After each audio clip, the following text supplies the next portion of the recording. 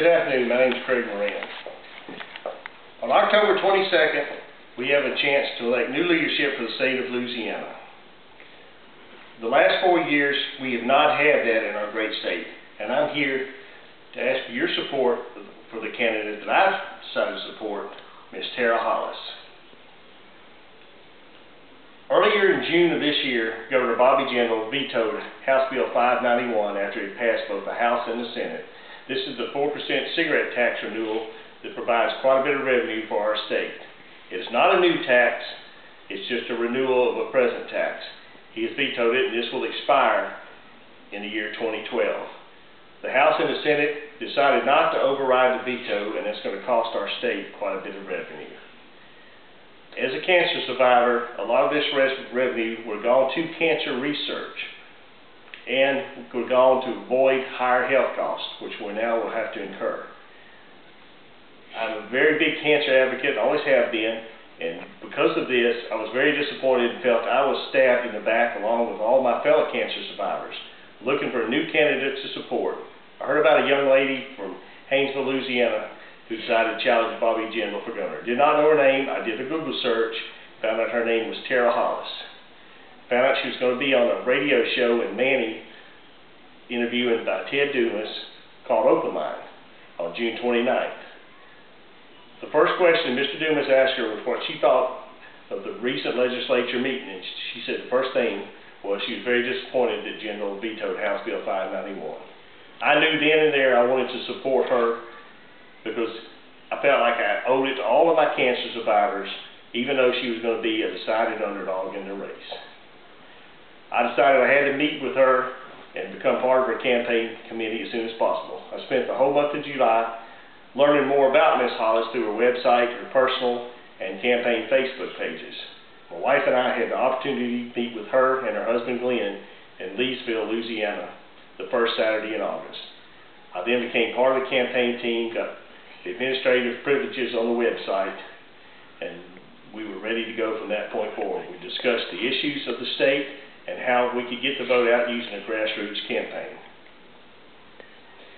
Ms. Hollis' bio, she is a special education school teacher at Haynesville Junior High in Haynesville. Her husband Glenn is also a teacher at the same school. Her education includes a Master's of Education from Louisiana Tech. She is also an advocate of the humane treatment for animals. She founded the Claiborne Parish Animal Shelter in 2006. She also is the founder and advocate for the Bud's Clover 4-H Club in Haynesville, which supports two groups, the Cyclones Cheerleading Squad and the Spelling Bee team there. Ms. Hollis' party affiliation is Democrat. She chose that because she felt it best represented the working class people.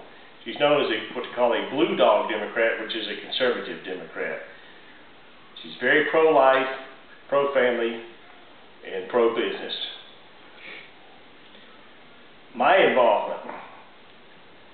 After getting involved in the campaign, it was decided I would be the Central Louisiana Events Coordinator.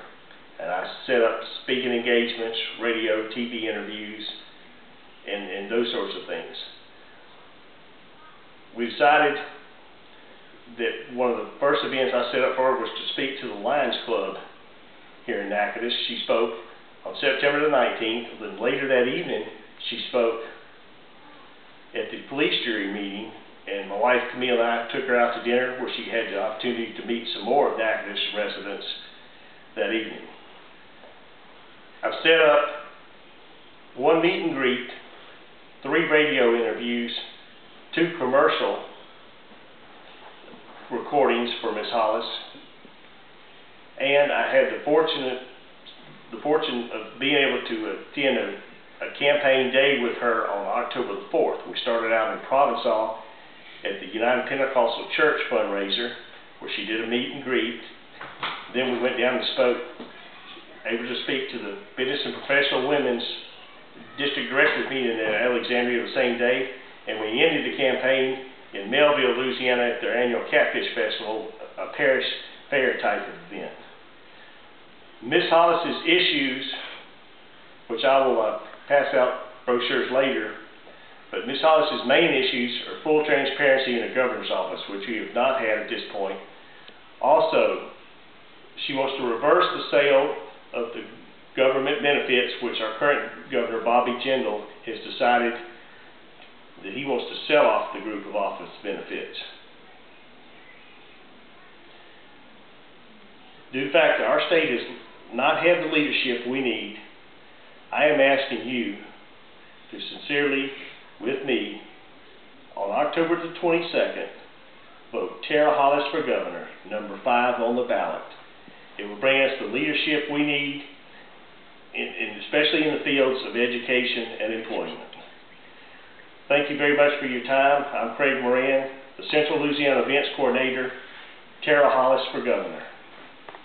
Thank you. And I will now pass out some brochures, and if you have any questions, you may feel free to ask them.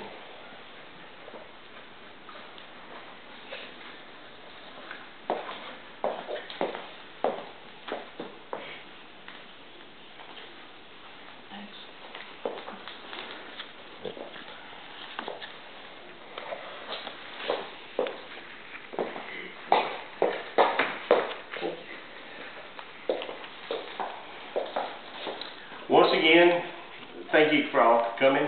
Does anyone have any questions? No, sir. If you do have any more questions, feel free to visit Ms. Hollis's website, tarahollis.com, or her personal or campaign Facebook pages.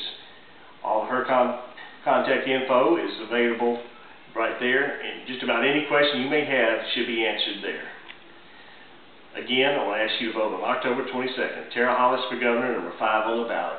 Thank you very much.